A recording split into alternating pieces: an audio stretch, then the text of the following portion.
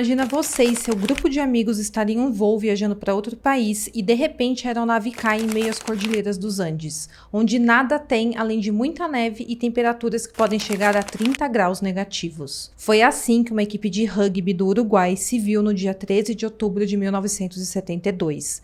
Ali, eles permaneceriam durante meses. Muito já foi falado sobre esse caso, porém existem alguns detalhes que muitos preferem deixar em oculto e eu vou trazer hoje para você saber. Olá pessoal, sejam bem-vindos de volta ao canal e hoje mais uma vez vamos abrir a caixa de Pandora para contar sobre o caso do Milagre dos Andes. E antes de você continuar assistindo o vídeo, como sempre eu vou pedir para você não se esquecer de curtir o vídeo e de se inscrever aqui no meu canal para acompanhar todos os vídeos. Nós postamos de 2 a 3 casos por semana, com muita pesquisa, com muito trabalho de edição, de filmagem, então se inscreva para você não perder nada e com isso você apoia muito o meu trabalho. Eu também abri a possibilidade de você se tornar um membro do canal, que é uma forma de apoio, e você terá acesso a vários benefícios, além de um vídeo exclusivo para membro por mês. Então clica no primeiro link aqui da descrição e se torne um membro.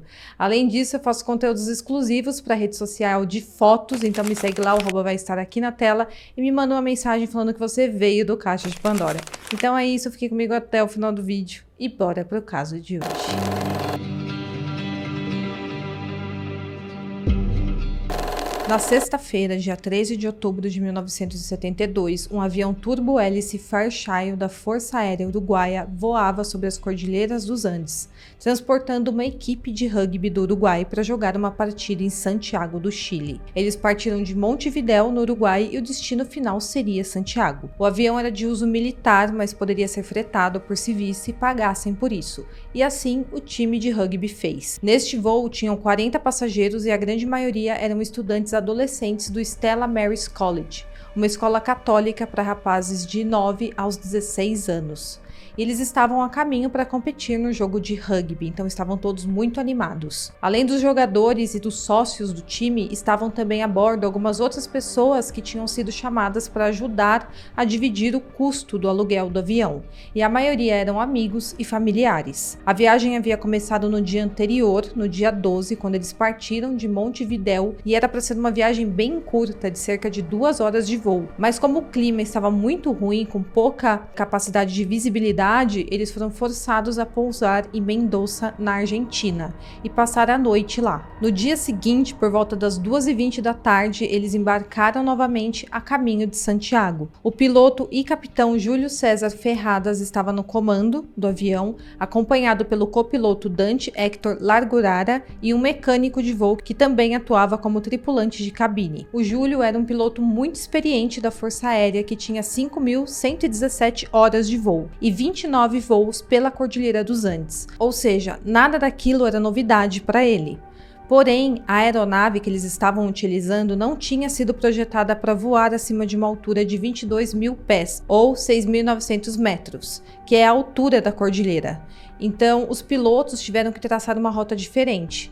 Para que a viagem fosse feita com total segurança, eles teriam que voar para o sul, em paralelo aos Andes, e em seguida voar em uma região onde tinha as montanhas um pouco mais baixas, que é o local conhecido como Paso del Plachón, um local que fica na divisa da Argentina e do Chile. Então eles teriam que fazer um trajeto que era em formato de U, para conseguir desviar das montanhas mais altas. Após a decolagem em Mendoza, a aeronave subiu 15.000 pés e seguiu pela via aérea sobre a Cordilheira dos Andes. Após alguns minutos de voo, o piloto notificou os controles aéreos que tinha passado Paso del Plachón e que estava sobrevoando a cidade de Curicó, no Chile. E então ele foi autorizado a descer. O tempo estava bem encoberto, então o piloto estava com pouquíssima visibilidade e ele estava fazendo seus cálculos com base no tempo decorrido de viagem. Com isso, eles previram que estava sobrevoando Curicó, mas eles não tinham absoluta certeza, eles apenas sabiam disso através dos cálculos, do tempo de voo e do tempo que ele tinha levado ao sair de Mendoza. Mas na verdade, eles ainda não haviam sequer passado pelas cordilheiras. O erro deles nesse cálculo foi não levarem em consideração os fortes ventos de proa, que provavelmente acabaram retardando o voo, e esse erro acabou sendo fatal. No momento em que eles começaram a descer a aeronave, o inesperado aconteceu. A ponta da asa direita atingiu uma montanha e quebrou. A asa direita então se dobrou por cima da fuselagem do avião e cortou parte da cauda. Em seguida, a asa esquerda se separou e a fuselagem caiu na encosta de uma montanha, deslizando pela neve. Os controladores perderam completamente o sinal com a aeronave e ali um acidente horrível tinha acontecido. Imediatamente se iniciou uma busca pelo avião. Os grupos de busca de 3 países procuraram pelo avião desaparecido. Porém, uma vez que o avião era da cor branca, ele se misturou com a cor da neve. Então era muito difícil de enxergar em uma altura muito alta os sobreviventes ali embaixo. Além disso, eles tinham passado a localização errada para os controladores. Lembra que eu falei que eles achavam que estavam em Curicó e eles não estavam? E isso também dificultou muito as buscas, já que eles iniciaram a busca em um local que o avião ainda não tinha sequer chegado. Das 45 pessoas que estavam no avião, 12 tiveram a vida tirada no acidente, inclusive o piloto. Outros 5 morreram na manhã seguinte, entre eles o copiloto. E mais uma vítima acabou sucumbindo aos ferimentos no 8º dia, exatamente no mesmo dia em que a busca inicial pela aeronave foi cancelada. Fernando Parrado é um dos sobreviventes mais conhecidos desse acidente, e na viagem estava sua mãe e também a sua irmã. Após a queda, a mãe dele acabou não resistindo e a irmã dele, a Suzana, ficou muito ferida. Ela apresentava ferimentos aparentemente leves exteriormente, porém 2 sobreviventes estudantes de medicina, o Gustavo Zerbino e o Roberto Canessa, de 19 anos, suspeitavam que a Suzana tinha tido ferimentos bem graves internos, e eles tinham razão. Já o Fernando, na queda, sofreu uma contusão muito grave na cabeça e ficou desacordado por 3 dias. Os colegas acharam que ele não tinha resistido e colocaram ele na neve junto com os outros corpos.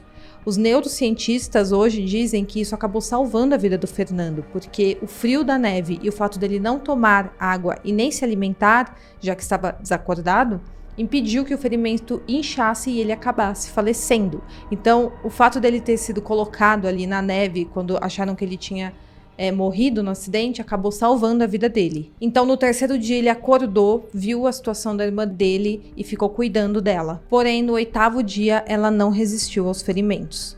Durante o tempo que ela ainda estava viva, o Fernando cuidou muito dela ali, cuidava de todos os ferimentos, fazia massagem nas pernas dela, e ela acabou falecendo nos braços dele. O acidente aconteceu a uma altura superior a 4.000 metros. Era uma região rochosa, completamente coberta de neve, e não havia vida nenhuma no local. Apenas o resto do avião e um grupo de pessoas que fariam o que fosse necessário para conseguir sobreviver. A temperatura naquela altura era completamente congelante. Além disso, o oxigênio era reduzido e o ar muito seco, exatamente pela altura em que eles estavam. E isso dificultava muito a respiração dos sobreviventes. As temperaturas poderiam chegar a até 35 graus negativos. Então, ainda que eles pudessem se abrigar na carcaça do avião que tinha sobrado, ainda assim seria pouco para protegê-los de um frio tão intenso. Os 27 sobreviventes restantes enfrentaram sérias dificuldades com o congelamento no alto das montanhas. Muitos tinham sofrido ferimentos durante a queda do avião, incluindo pernas quebradas por causa das cadeiras que acabaram se soltando no impacto e prensaram os passageiros na queda. E eles estavam completamente sem equipamentos, sem materiais médicos, eles não tinham sequer vestimentas apropriadas para aquele frio extremo. E ainda assim, os estudantes de medicina foram capazes de improvisar talas e redes com peças do que tinha restado da aeronave, inclusive com os cintos de segurança da aeronave, para ajudar principalmente quem estava com as pernas quebradas. Já para se aquecerem, eles arrancaram a lã dos assentos do avião e improvisaram fazendo de cobertor. As bagagens eles colocaram na parte traseira do que tinha restado do avião para conseguir se proteger ali um pouco da neve, para tampar ali a abertura do avião. E a função do Roberto e do Gustavo, que eram os estudantes de medicina, era cuidar dos feridos. Eles estabilizaram as fraturas ocorridas, drenaram as feridas e também carregaram os corpos para fora do avião, para que os sobreviventes conseguissem ter espaço para se proteger do frio ali dentro da fuselagem. Os sobreviventes do acidente tinham encontrado um pequeno radiotransmissor no avião. E no 11º dia na neve, um dos sobreviventes, chamado Roy Harley, ouviu a notícia de que a busca tinha sido cancelada. Então imagina você estar há 11 dias na neve numa situação terrível, tentando sobreviver com a esperança de que alguém vai te encontrar e de repente você escuta que as buscas foram canceladas. então não tem ninguém vindo te salvar. As pessoas se agruparam em torno do Roy e ao ouvir a notícia, eles começaram a chorar e orar. Eles até então tinham arrumado ali formas de sobreviver alguns dias a tudo aquilo, esperando que o resgate uma hora ia chegar, mas agora que as buscas tinham sido canceladas, eles estavam completamente sem esperanças. Um dos sobreviventes, chamado Gustavo Nikolic, mais conhecido como Coco, gostava muito de escrever no seu tempo livre. E em meio aos destroços ali do avião, ele encontrou caneta e papel. Ele então decidiu relatar o que estava vivendo em 2 cartas, e ele tentava retratar de uma forma engraçada tudo aquilo. Uma carta foi destinada aos seus pais e outra exclusivamente para sua namorada. Sua narração nas cartas suavizava ali alguns aspectos do que eles estavam vivendo, especialmente no princípio da primeira carta, que ele diz o seguinte, abre aspas: "Estamos em um lugar divino, todo rodeado por rochas e com um lago ao fundo, que irá descongelar assim que começar o degelo. Estamos todos bem. Você se pergunta como vivemos. Bem, a verdade é que o avião ainda não está em perfeitas condições. E no momento não é um grande hotel, mas irá ficar muito bom. Nos dias aqui, quando são lindos, pode-se ficar do lado de fora, até mais ou menos às 6 horas da tarde. Mas se estão nublados, geralmente ficamos no hotel, que eles chamavam avião de hotel. E apenas um pequeno grupo sai para ir buscar neve. Os quartos não são muito cômodos, já que são para 26 pessoas, mas é alguma coisa. O espaço é um pouco reduzido, pois o que sobrou do avião foi da cabine até a parte das asas, fecha aspas. Na carta ele também mencionava que para abrir espaço na fuselagem, os assentos tinham sido levados para o lado externo do avião e o tecido sintético que o revestia tinha sido retirado e transformado em cobertores. E para ajudar a ocupar a mente dos outros sobreviventes, cada um pegou um lápis e um pedacinho de papel e escreviam mensagens de despedida para os seus familiares, porque eles sabiam que muito provavelmente muitos ali não sairiam vivos daquela situação. Então, pelo menos eles queriam deixar uma mensagem para a família. Eles também pegaram materiais de isolamentos da cozinha do avião e fizeram sacos de dormir, e todos dormiam amontoados para tentar se aquecer, ainda mais no período da noite, que era o período onde a temperatura atingia níveis congelantes. Então eles se abraçavam todos assim e dormiam agarrados um ao outro e davam socos um no braço do outro para ativar a circulação do corpo. Quanto aos suprimentos, eles tinham uma pequena quantidade de alimentos ali. Eles tinham barras de chocolate, lanches variados e um garrafão de vinho. Durante os dias seguintes, esses alimentos foram divididos em quantidades bem pequenas para durar o máximo possível. Era dada a cada um deles uma tampa de desodorante com vinho dentro, uma colher de marmelada e um tablete de chocolate. Um deles também desenvolveu uma maneira de derreter a neve até ela virar água, isso usando metais dos bancos. Então ele pegava o metal do banco, colocava a neve em cima e deixava no sol e escorria para dentro da garrafa de vinho que estava vazia. E isso era feito porque eles queimavam os lábios se tentassem colocar o gelo direto na boca. Mesmo com esse racionamento rigoroso, o estoque de alimentos foi diminuindo rapidamente. Além disso, não havia vegetação natural na área, ou então animais na montanha, porque era tudo coberto de neve, então nada vivia ali. Não tinha vida naquela montanha. Era um ambiente completamente hostil. Além disso tudo, em altitudes muito elevadas, as necessidades calóricas do organismo são muito maiores e faz com que a gente sinta muito mais fome. Então, com o passar dos dias e os poucos suprimentos acabando, eles começaram a quase morrer de fome. E eles não tinham qualquer esperança de encontrar comida ali. Chegou um ponto que a fome se tornou tão grande, tão voraz, que eles começaram a procurar qualquer maneira de se alimentar. Às vezes eles até percorriam a fuselagem do avião em busca de migalhas para eles poderem mastigar. Até que eles começaram a comer tiras de couro, rasgando as bagagens. Porém, os produtos químicos que continha nesses materiais poderiam fazer mais mal do que bem a eles. Ainda assim, eles rasgaram almofadas dos assentos na esperança de encontrar de repente palha para eles poderem comer, mas eles encontraram apenas espuma do estofado, que não era comestível. E logo eles começaram a chegar a uma conclusão. A menos que comessem as roupas que vestiam, que não era muita coisa, não havia nada além de alumínio, plástico, gelo e rocha naquele local remoto. Mas então alguém pensou em uma saída, que era comer os corpos de quem não havia sobrevivido ao acidente. Como os corpos tinham ficado na neve, a carne estava bem preservada, e essa era a única forma deles se salvarem. Todos os passageiros eram católicos, e quando essa possibilidade foi levantada por um dos sobreviventes, nem todos concordaram com aquilo inicialmente. Eles debateram durante horas sobre esse assunto, e apenas parte do grupo aceitou a ideia inicialmente. Depois que chegaram à conclusão que essa era a única forma de sobrevivência, eles pegaram lâminas de barbear e também pedaços de vidro que tinha ali na aeronave, saíram do avião e começaram a cortar pequenos pedaços dos corpos, com muito cuidado e respeito. Aqueles que não concordaram com a ideia ao longo dos dias acabaram percebendo que esse era de fato o único meio de permanecerem vivos e então acabaram mudando de ideia após alguns dias. Então todos eles tiveram que se alimentar de corpos humanos. Enquanto eles cortavam as carnes, eles tentavam ser os mais respeitosos possíveis e eles evitavam ver o rosto de quem eles estavam comendo. Os corpos da mãe e da irmã do Nando Parrado foram poupados de serem comidos. O Coco escreveu uma carta sobre isso dizendo o seguinte, abre aspas: "Uma coisa que vai parecer incrível para você e para mim também é que hoje começamos a cortar os corpos para comê-los. Não temos outra solução." Fecha aspas. E ele escreveu que se ele não sobrevivesse, ele concordava que seu corpo fosse comido para que outras pessoas tentassem sobreviver. Com o passar dos dias e sem esperanças de serem resgatados, alguns dos sobreviventes começaram a pensar que o único modo de sobreviver, além de comer os corpos, era tentar escalar as montanhas e procurar por ajuda. Como o copiloto antes da queda havia anunciado que o avião havia passado por Curicó,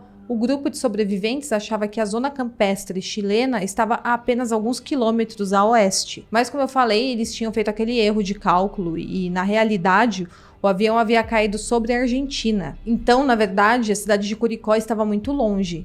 Eles estavam perto, na verdade, a apenas 18 quilômetros de um hotel abandonado chamado Termas Sosnedo. Mas eles não conseguiam sair de lá, eles estavam em praticamente um vale, né? O avião caiu num vale e em volta era tudo montanha, então eles não conseguiam sair de lá. Nas primeiras semanas após o acidente, eles tentaram escalar as montanhas diversas vezes, mas logo eles concluíam que a combinação de altura, desidratação, cegueira da neve, desnutrição e o frio extremo da noite faria com que fosse impossível chegar a uma distância significativa. Então eles acabavam voltando. Eles viam que eles teriam que provavelmente passar a noite ali na montanha se eles decidissem sair em busca de ajuda. E eles não tinham o equipamento necessário para isso. Naquela situação, dificilmente eles imaginavam que algo poderia piorar. Eles já estavam na pior situação possível. Mas 16 dias após o acidente, um avalanche atingiu a carcaça do avião, a carcaça que servia de abrigo aos sobreviventes. Esse incidente tirou a vida de 8 das 29 pessoas que estavam ali. Como o avalanche ocorreu no período noturno, enquanto os sobreviventes dormiam, não teve tempo para eles fugirem, então todos foram atingidos. A neve cobriu completamente a fuselagem do avião e também a todos que estavam ali dentro, exceto um. Um dos sobreviventes conseguiu se levantar correndo e com as mãos ele começou a procurar os companheiros entre a neve, a tirar o pessoal que estava completamente soterrado pela neve. E os que eram resgatados ajudavam também na busca dos restantes que ainda estavam embaixo da neve. Durante os 3 dias seguintes, eles sobreviveram em um espaço menor ainda do que já estavam, já que o avião havia sido invadido completamente pela neve e agora estava enterrado embaixo de vários metros de gelo. Mas o Nando Parrado conseguiu fazer um buraco no teto da fuselagem com uma vara de metal e eles cavaram até conseguir ver a luz do dia. E com isso eles conseguiram sair e entrar da fuselagem. E nos dias que se seguiram, eles ficaram trabalhando para tirar a neve que estava em cima do avião. Agora eles sabiam que eles não tinham nada além de corpos humanos para eles se alimentarem e que o grupo de busca não estava indo resgatá-los. Então não tinha outra saída, eles teriam que começar a ver os meios que eles tinham que sair daquela situação com vida. E não era esperando o grupo de ajuda. Com isso, foi decidido que apenas alguns sobreviventes seriam escolhidos para fazer uma tentativa de busca de socorros. E o grupo escolhido receberia as maiores porções de alimento e também roupas mais quentes, para que no dia da expedição eles estivessem mais fortes para caminhar durante dias, se fosse necessário. Vários sobreviventes estavam determinados a estar nessa equipe de expedição, já outros não se mostravam dispostos a ir. Na verdade, eles se mostravam bem inseguros, porque a caminhada seria muito exaustiva e também cheia de desafios em meio à neve. O Nando Parrado e o Roberto Canessa estavam dispostos a ir e também o Turcati Numa e o Antônio Vizintim foram escolhidos para acompanhá-los. Os expedicionários, como ficaram conhecidos, o grupo que faria a caminhada, esperava que atrás de uma montanha que estava a oeste do acidente estava logo o Chile. Mas como a montanha era muito alta, a oeste, eles preferiram andar primeiro para o leste, onde as montanhas eram mais baixas, e esperavam que em algum ponto eles conseguiriam andar rumo a oeste. Depois de várias horas de caminhada a leste, eles encontraram inesperadamente a outra parte do avião, que era a cauda, e ela estava praticamente intacta. Dentro e ao redor da cauda foram encontradas inúmeras malas dos passageiros, e lá tinha cigarros, doces, roupas limpas e até mesmo algumas revistas em quadrinhos. O grupo então decidiu acampar lá durante uma noite dentro da cauda e continuar a caminhada para o leste na manhã seguinte. E assim eles fizeram. No dia seguinte, eles continuaram a caminhada e na segunda noite da expedição, eles dormiram expostos ao frio. Não tinha nenhuma carcaça de avião para eles se esconderem, então eles dormiram no relento. Teve tempestade de neve durante a noite e o grupo quase congelou. Depois de algum debate, na manhã seguinte, eles decidiram que seria mais prudente retornar até a cauda, retirar as pilhas do avião e levá-las para onde os sobreviventes estavam, para que eles pudessem ligar o rádio e tentar fazer uma chamada de emergência para Santiago. Ao voltar para a cauda, eles descobriram que as baterias eram muito pesadas, então eles não conseguiriam levar as baterias até onde estava a outra parte do avião e onde estava o grupo de sobreviventes, porque o trajeto exigia muito a subida de uma montanha. E, além disso, carregar peso não era uma opção, não tinha como. Eles então decidiram que, em vez disso, que o melhor seria retornar até a fuselagem, até o grupo de sobreviventes, desconectar o sistema de rádio do avião, levá-lo até a cauda e conectá-lo nas baterias, e tentar pedir ajuda de lá. E assim eles fizeram. Eles voltaram até a fuselagem do avião, pegaram o sistema de rádio e fizeram todo o trajeto até a cauda do avião. Outro membro da equipe, o Roy Harley, tinha um conhecimento amador em eletrônica e eles pediram sua ajuda nesta tarefa. Mas o que eles não sabiam era que o sistema elétrico de rádio do avião era corrente elétrica alternada, enquanto as baterias na cauda do avião eram correntes elétricas contínua, ou seja, elas não eram compatíveis. Os cabos não se encaixavam ao rádio. Depois de todo o esforço durante esse trajeto e após vários dias tentando fazer o rádio funcionar na cauda, eles acabaram desistindo. E agora, mais do que nunca, eles acreditavam que a única forma de sobrevivência seria tentar subir a grande montanha que ficava a oeste do acidente. Porém, eles também perceberam que a menos que eles encontrassem uma maneira de sobreviver a temperaturas de congelamento das noites, a caminhada seria impossível.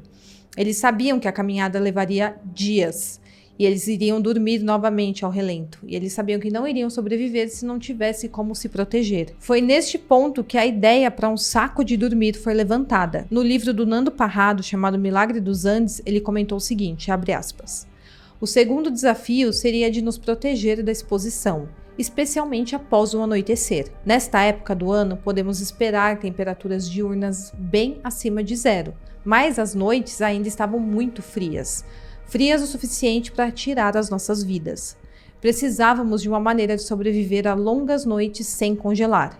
E pegamos o isolamento acolchoado que estava na cauda do avião e percebemos que poderíamos costurá-los juntos para criar uma grande colcha quente. Então percebemos que dobrando essa colcha ao meio, poderíamos criar um saco de dormir, grande o suficiente para todos os 3 expedicionários dormir dentro. Com o calor de 3 corpos presos pelo pano de isolamento, seríamos capazes de resistir às noites mais frias." Carlitos Paes aceitou o desafio. Sua mãe havia lhe ensinado a costurar quando era um menino. E com agulha e linha a partir do kit de costura encontrado na bolsa de cosméticos da sua mãe, ele começou a trabalhar. Para acelerar o progresso, Carlitos ensinou os outros a costurar e todos nós revezávamos. Fecha aspas. Nesse meio tempo, o Turcat Numa acabou falecendo por causa dos ferimentos. Em 12 de dezembro de 1972, cerca de 2 meses depois do acidente, o Nando Parrado, o Roberto Canessa e o Antônio Vizintim começaram a jornada a oeste.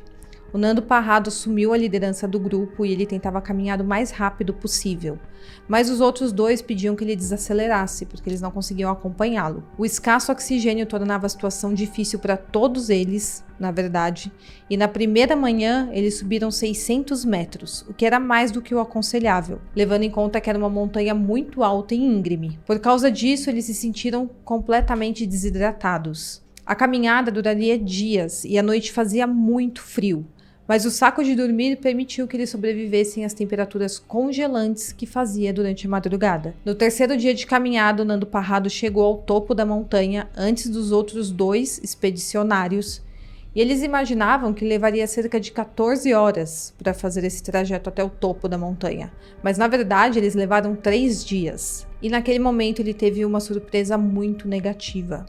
Ele viu que não tinha nada do outro lado, além de montanhas e gelo. Ele imaginou que veria a cidade de Curicó do outro lado da montanha, mas tudo o que tinha era muitas outras montanhas para ele percorrer. Eles não sabiam, mas eles tinham acabado de subir uma das montanhas de 4.800 metros que formam a fronteira entre a Argentina e o Chile, o que significava que eles ainda estavam a dezenas de quilômetros do Vale Vermelho do Chile. Sabendo agora que a caminhada exigiria mais energia do que eles imaginaram, o Nando e o Roberto falaram para o Antônio voltar ao local do acidente, para evitar que os suprimentos que eles tinham levado para a expedição acabassem mais rápido. 2 pessoas comeria menos do que 3, então era melhor que o Antônio voltasse. Para descer a montanha era muito mais fácil, afinal era apenas uma descida, tanto que o Antônio levou apenas 1 hora para voltar até a fuselagem usando o trenó improvisado. Então eles levaram 3 dias para subir e o Antônio levou 1 hora para descer. Só para vocês imaginarem a dificuldade de conseguir subir uma montanha íngreme e ainda na neve. E ali do topo da montanha, o Nando viu um vale em formato de Y e ele imaginou que provavelmente ali teria algum povoado. Ele se agarrou nessa esperança e seguiu a caminhada. O Roberto e o Nando seguiram viagem com o seu saco de dormir, um pouquinho de rum e alguns pedaços de carne humana. Depois de 9 dias e de caminharem mais de 70 quilômetros na neve, atravessando um pico de 5.100 metros de altitude, os dois chegaram ao vale que o Nando havia visto no topo da montanha. E ali era o leito do rio Azufre, o que dava a certeza que eles encontrariam gente por perto. Eles seguiram o rio e finalmente chegaram ao final da linha da neve. Aos poucos foram aparecendo mais e mais sinais de presença humana, então eles sabiam que eles estavam no caminho certo. Primeiro eles viram alguns sinais de camping e finalmente, no 9º dia de caminhada, eles viram algumas vacas. Eles então decidiram parar e descansar ali naquela noite porque eles estavam esgotados, muito cansados. E no momento em que o Nando Parrado estava recolhendo madeira para fazer uma fogueira, o Roberto Canessa olhou do outro lado do rio e viu um homem andando a cavalo descendo a colina. Imediatamente o Nando correu em direção ao rio, gritou pedindo ajuda, dizendo que eles eram os sobreviventes do acidente aéreo, mas com o barulho do rio, que era muito forte, o homem não conseguia ouvir o que eles falavam. Esse homem era um vaqueiro chileno chamado Sérgio Catalã. Ele então viu os meninos e ele gritou amanhã em resposta. Os dois entenderam que o Sérgio voltaria no dia seguinte para ajudá-los. Eles então dormiram ali próximo do rio enquanto o Sérgio voltou para um pequeno rancho de verão onde ele estava hospedado com outros vaqueiros. E durante o jantar ele contou aos outros homens que ele havia visto 2 homens na beira de um rio precisando de ajuda. E um desses homens que estavam no jantar mencionou que algumas semanas antes o pai de um dos rapazes que estavam no acidente aéreo tinha ido até o rancho pedir qualquer informação sobre o acidente. Isso foi comentado durante o jantar, mas eles achavam muito pouco provável que alguém ainda estivesse vivo do acidente. Então, até aí eles não imaginavam que era 2 sobreviventes daquele acidente aéreo que tinha acontecido há 2 meses. No dia seguinte, o Sérgio Catalã pegou alguns pães e voltou para a margem do rio. E lá ele encontrou os 2 do outro lado do rio de joelhos pedindo ajuda. O Sérgio então jogou os pães para eles se alimentarem, ele também jogou uma caneta e um papel amarrado a uma pedra. E o Nando escreveu o seguinte naquele papel: "Venho de um avião que caiu nas montanhas, sou uruguaio, faz 10 dias que estou caminhando. Tenho um amigo ferido aqui. No avião há 14 pessoas feridas. Temos que sair rápido daqui e não sabemos como. Não temos comida, estamos debilitados. Quando vão nos buscar? Por favor. Não podemos nem caminhar. Onde estamos?" Ele então amarrou esse papel em uma pedra e arremessou de volta ao Sérgio. O Sérgio leu e fez um sinal que tinha compreendido e ele imediatamente começou a andar a cavalo. Ele andou por quase 10 horas a cavalo em sentido oeste para pedir ajuda. Durante a viagem, ele viu outro vaqueiro próximo do rio Azufre e pediu que ele fosse até os meninos e levasse os 2 para o rancho. Os 2 meninos então foram resgatados e levados para o rancho, onde se alimentaram e ficaram em repouso. Enquanto isso, o Sérgio conseguiu chegar à estação de polícia, onde a notícia foi finalmente enviada para o comando do exército em São Fernando e depois para Santiago. Na manhã seguinte, um resgate saiu de Santiago com 2 helicópteros que tiveram que voar no meio de um nevoeiro. O clima estava muito ruim novamente e eles conseguiram chegar ao rancho. Chegando lá, eles pediram que o Nando Parrado fosse junto no helicóptero para orientar o local onde estava o restante dos sobreviventes. E a notícia de que pessoas tinham sobrevivido ao acidente de 13 de outubro tinha vazado para a imprensa internacional, e uma avalanche de repórteres começou a aparecer para entrevistar os 2 sobreviventes. Na manhã do dia em que o resgate começou, os que permaneceram no local do acidente ouviram em seu rádio que o Nando e o Roberto tinham sido resgatados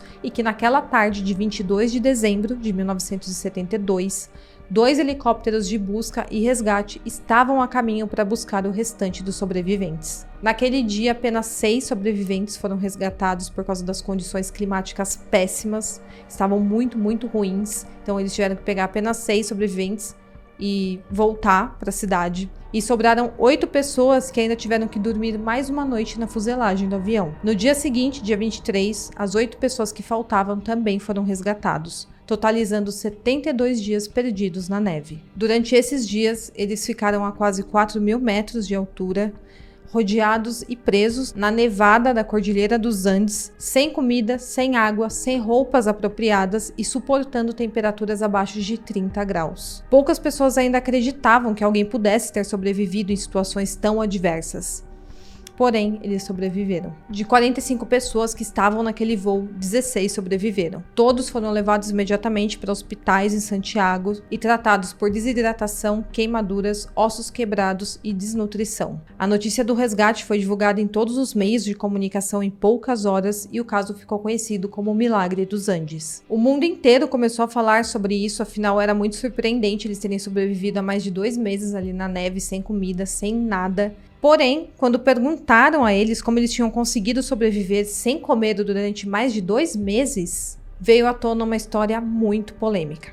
Eles falaram que eles tinham decidido comer carne humana e que essa foi a única forma deles sobreviverem. Por incrível que pareça, logo isso se tornou uma polêmica enorme e começaram a fazer fortes críticas contra os sobreviventes. Aquilo se transformou em um escândalo. Eles tentaram ali se defender, dizendo que tinha sido a única forma de sobrevivência, não tinha outro meio, e ainda assim as pessoas achavam que podia criticá-los. Uma semana depois do acidente foi feita uma coletiva com mais de 100 jornalistas de todo o mundo, e ali o Alfredo Delgado, um dos sobreviventes, disse o seguinte sobre as denúncias de que o grupo havia praticado canibalismo. Abre aspas.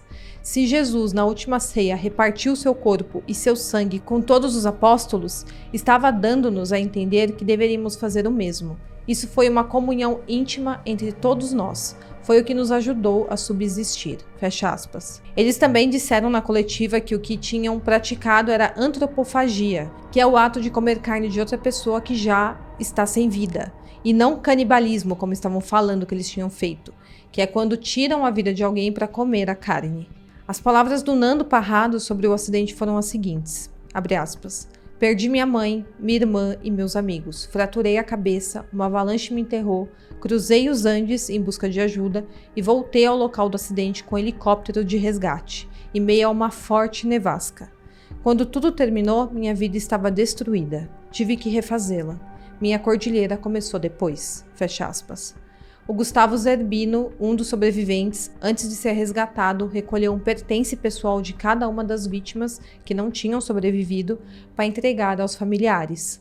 Para os pais do Coco, ele entregou as cartas que o Coco vinha escrevendo ao longo dos dias nas cordilheiras, e em uma delas era uma carta de despedida que o Coco escreveu o seguinte, abre aspas, do mais profundo do meu ser, pedi a Deus que esse dia não chegasse, mas chegou, e temos que aceitar com fé.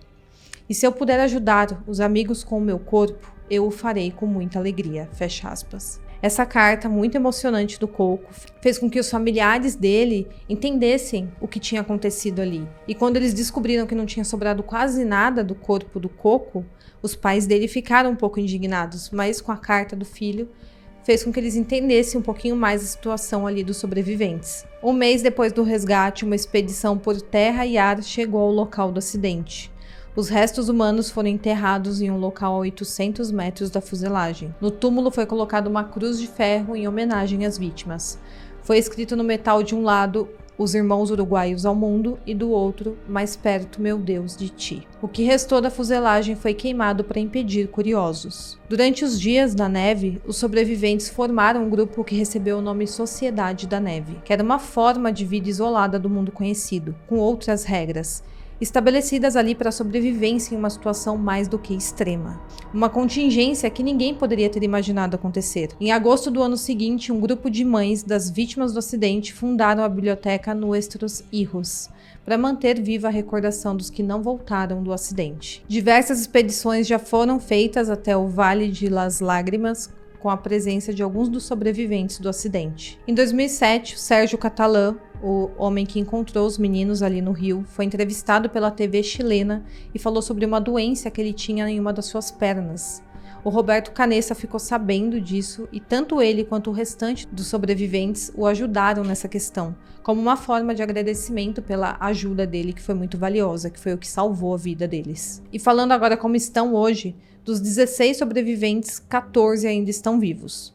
2 dos sobreviventes, que é o José Luiz Iniciarte e o Xavier Metol, faleceram anos após o resgate nos Andes. O Xavier morreu em junho de 2015 e ele era casado com a Liliana, que também viajava com o grupo e não resistiu à avalanche que aconteceu. Já o José Luiz morreu em julho do ano passado. Ao longo da vida, ele se tornou um dos maiores produtores de leite do Uruguai. O Nando Parrado se tornou um empresário de sucesso e acumulou fortuna na área de eventos e comunicação. Ele se tornou apresentador e produtor de televisão. O Roberto Canessa era estudante de medicina na época do acidente. Ele ajudou várias pessoas ali durante o tempo que eles ficaram nos Andes. E além de retomar carreira no rugby e chegar até a seleção nacional do esporte, ele se formou em medicina.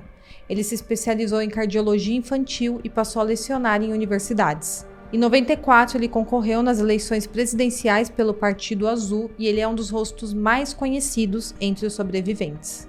O Carlos Paz Rodrigues atuou como técnico agrônomo e publicitário e ao longo das últimas décadas ele relatou a luta contra o vício de drogas e álcool. Antônio Vizintim virou palestrante e empresário no segmento da indústria química e o Roberto François manteve um rancho no qual atua com agropecuária. Adolfo Strauch hoje é fazendeiro e cria gado. E o Daniel Fernandes é formado em agronomia, ele se tornou empresário em ramos com tecnologia. Gustavo Zerbino também chegou a ser escalado para a seleção nacional de rugby e virou cartola do esporte, à frente da União de Rugby del Uruguai. O Zerbino atuou também no ramo farmacêutico e trabalhou como presidente de uma empresa química. Alfredo Delgado virou advogado. Já o Roy Harley, engenheiro industrial. O Eduardo Strauch seguiu pela arquitetura e pelas artes plásticas. O Álvaro Mangino chegou a morar no Brasil durante anos e ele voltou para o seu país natal e tornou-se conselheiro do time de rugby Old Christian Club. Ramon Sabella foi viver no Paraguai e passou a atuar como empresário e palestrante. José Pedro Algorta formou-se em economia e se mudou para a Argentina, onde ele abriu uma consultoria e depois ele acabou voltando para o seu país natal. Já o Sérgio Catalã, o vaqueiro chileno que buscou ajuda após encontrar os 2 sobreviventes ali na beira do rio, acabou falecendo em fevereiro de 2020, aos 91 anos. No dia 23 de dezembro do ano passado, fez 47 anos do resgate da Cordilheira dos Andes. Bom, pessoal, então esse é o caso de hoje, um caso muito, muito emocionante. Eu adorei pesquisar sobre esse caso e vir aqui contar para vocês. Eu espero muito que vocês tenham gostado. Não se esqueça de curtir, de se inscrever no meu canal e até o próximo caso.